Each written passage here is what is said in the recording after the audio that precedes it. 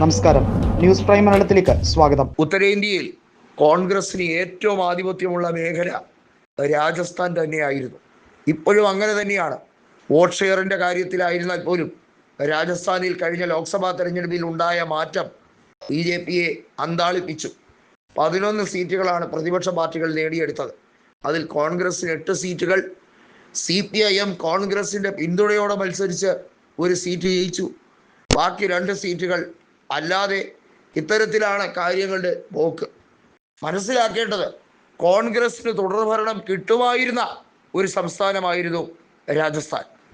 അവരുടെ പടലപ്പിണക്കവും തമ്മിൽ തെല്ലും ചെളിവാരിയേറും കൊണ്ട് നഷ്ടപ്പെടുത്തിയത്, അതും കപ്പിനും ചുണ്ടിനുമിടയിൽ നഷ്ടപ്പെടുത്തിയതാണ് രാജസ്ഥാൻ എന്ന സംസ്ഥാനം.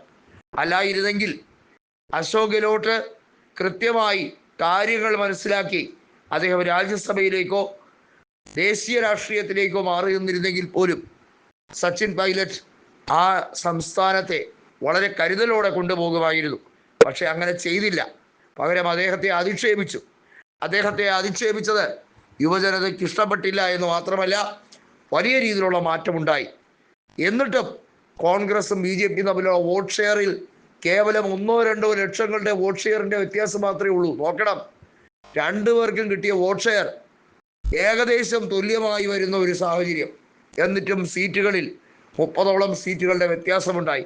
ഇതാണ് രാജസ്ഥാനിലെ കഥ. മധ്യപ്രദേശ് നമുക്കറിയാം കൊണ്ട് കളഞ്ഞത് എങ്ങനെയാണ് എന്നുള്ളത്.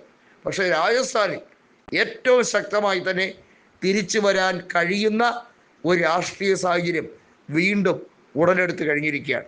2028 ഇനി നിയമസഭാ തെരഞ്ഞെടുപ്പ് രാജസ്ഥാനിൽ ഉണ്ടാകാൻ പോകുന്നത്. 28 അവസാനം.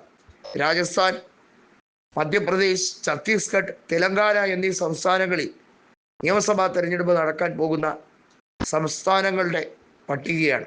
ഇതിൽ തെലങ്കാനയിൽ ഭരണം നിലനിർത്തുന്നതിനോടൊപ്പം ഛത്തീസ്ഗഡിലും രാജസ്ഥാനിലും തിരിച്ചു വരാൻ കഴിയുന്ന അവസ്ഥയാണ്.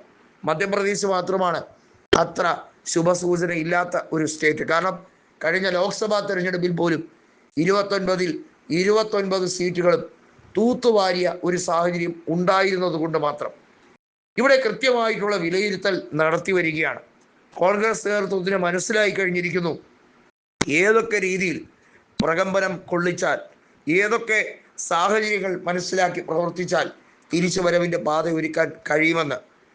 അതായത് EVM പോലുള്ള സംവിധാനങ്ങൾ മാറ്റിയെടുക്കാൻ വേണ്ടിയുള്ള, അതല്ലെങ്കിൽ അതിനകത്ത് ഒരു രീതിയിലും കലർപ്പില്ലാത്ത രീതിയിലുള്ള വോട്ട് രേഖപ്പെടുത്താൻ ബയോമെട്രിക് സംവിധാനങ്ങൾ ഉൾപ്പെടുത്താനുള്ള രീതികൾ, ഇതൊക്കെ ദേശീയ കമ്മിറ്റി കൃത്യമായി ആലോചിച്ച് അതൊക്കെ പാർലമെന്റിലേക്ക് MPമാരെ കൊണ്ട് വിളിച്ചു പറയിപ്പിക്കുന്ന രാഷ്ട്രീയ സാഹചര്യം ഒരുക്കി കൊടുക്കുക എന്നുള്ളത് തന്നെയാണ്.